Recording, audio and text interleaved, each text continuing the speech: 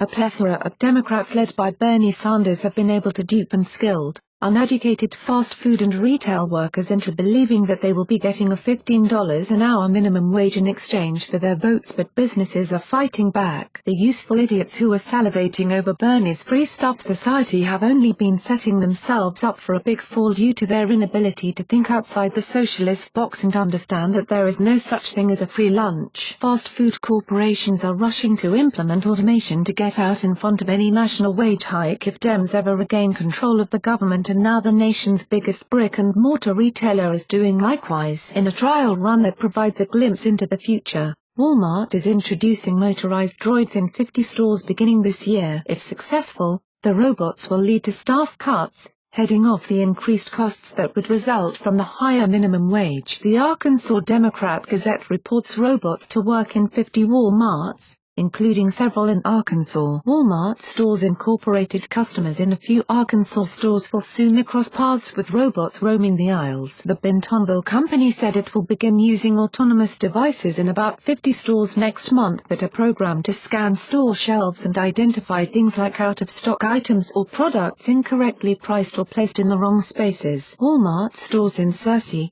Sherwood and Pine Bluff will be among the first to introduce the robots beginning in early November. According to the company, a Wal-Mart store in Rogers will have a robot early next year. The 50-store trial is an extension of a test first conducted in Pennsylvania as the retailer explores ways to use technology to improve its operations. John Kraselius, Wal-Mart U.S. Vice President of Central Operations, said the expansion will give the company a chance to collect and analyze additional data as the robots take on tasks typically done by employees. If you think about trying to go through a facility with all these different items and figure out if your prices are accurate, it can be very time-consuming, Kraselius said. Then to try to figure out what to do about it. Imagine how much time you've lost in doing all that. The robots being tested as a possible solution were produced by California-based Bossa Nova Robotics. Martin Hitch, the company's chief business officer, said Bossa Nova has been developing the technology for 5 years and began a partnership with Wal-Mart about 3 years ago. A robot will be kept at a recharging station in a selected store and will move into action when it receives a mission like scanning aisles to locate inaccurately priced items. The information collected will be relayed to employees,